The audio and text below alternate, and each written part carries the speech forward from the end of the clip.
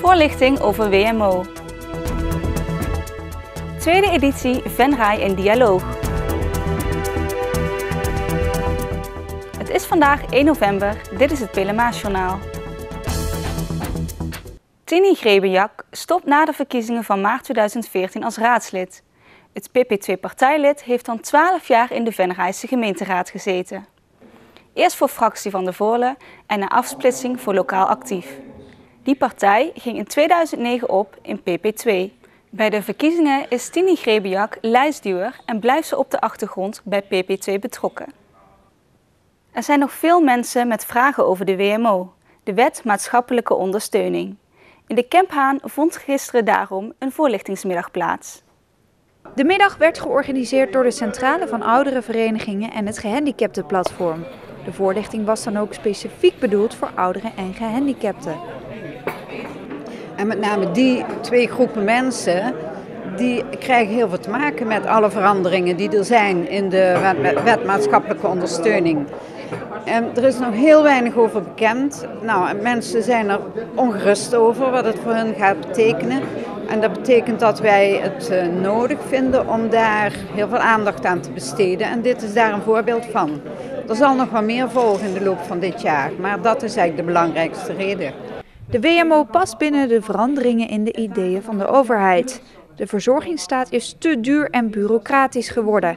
En daardoor komen er behoorlijk wat aanpassingen voor mensen die zorg nodig hebben. Mensen moeten weer meer hun eigen stuur in handen nemen, om het zo maar te zeggen. Die moeten meer eigen verantwoordelijkheid ook nemen, want je kunt niet zo doorgaan zoals nu. En dat is de grote lijn. En de Wet Maatschappelijke Ondersteuning betekent dat er een aantal taken die nu bij de landelijke overheid liggen, terug naar de gemeente gaan. Omdat als burgers veel meer zelf moeten gaan bepalen en sturen en doen, dan kun je dat het beste lokaal organiseren. Want je gaat ervan uit dat de gemeente meer weet over wat de burgers hier specifiek nodig hebben als grote lijnen van de landelijke politiek. Tijdens de voorlichting kregen mensen onder andere uitleg van de gemeente over wat de WMO nu precies inhoudt en een verhaal over mantelzorg. Ook was Huub Thijssen van Red Stars aanwezig om iets uit te leggen over het aanbod van de tafeltennisvereniging voor ouderen en gehandicapten. Ik ben namens Red Stars hier om te vertellen dat Red Stars al meer dan 25 jaar voor mensen met een oudere leeftijd van 60 plus al tafeltennis aanbiedt. En daarbij dus die mensen, die ouderen allemaal betrekt bij de tafeltennisvereniging met alle activiteiten die ze dat doen. Hetzelfde geldt voor dinsdagochtend dat er dus huisvrouwen zijn van 60 plus die daar onderling tafeltennissen. Dat kom ik vertellen. Plus de mensen met een beperking hebben we ook die dus dinsdags 's avonds tafeltennissen. En die hebben ook alle egaars van de vereniging dat ze erbij betrokken worden. En waarom is het zo belangrijk dat ouderen, gehandicapten ook nog blijven sporten? Nou, ik denk dat de ouderen van heden dat die een beetje anders in elkaar zitten dan de ouderen van 20, 30 jaar terug. Die zijn op zich al veel proactiever en actiever in alle doen en laten. Ze fietsen, ze wandelen en noem maar op. En tafeltennissen kun je van heel lang doorzetten, want je hebt mensen die boven de 70, zelfs boven de 90 zijn, die nog steeds tafeltennissen. Dus dat kan allemaal. Na afloop van de verschillende presentaties was er ook genoeg ruimte voor mensen om vragen te stellen. Venray gaat zondag op bezoek in Veghel bij Blauw-Geel. Deze ploeg nam afgelopen weekend de koppositie over van Gemert. De nieuwe lijstaanvoerder kan zondag de eerste periodetitel binnenhalen. Venray bezet de 4e plek en telt slechts 4 punten minder dan Blauw-Geel. Venray heeft tot nu toe in uitwedstrijden nog niet veel kunnen brengen. Alleen op bezoek bij Deurne werd een puntje behaald. Aankomend weekend start de tweede editie van Venray in Dialoog.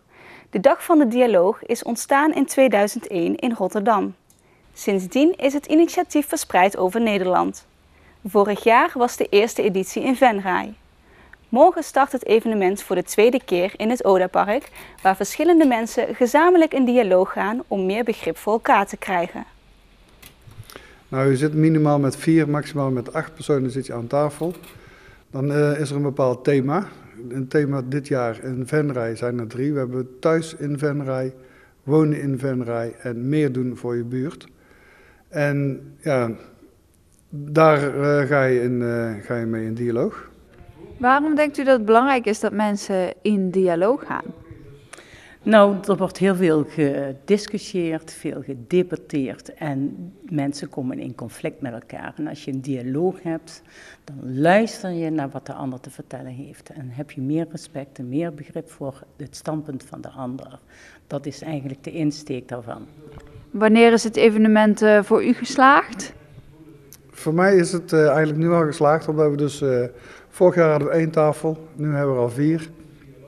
En we hebben op 9 november een hele mooie afsluiting. Dan hebben we een lunchdialoog. De hoofdsponsor is Albert Heijn van Nederland in Dialoog. Die sponsort hier in Venray ook voor ons een lunch.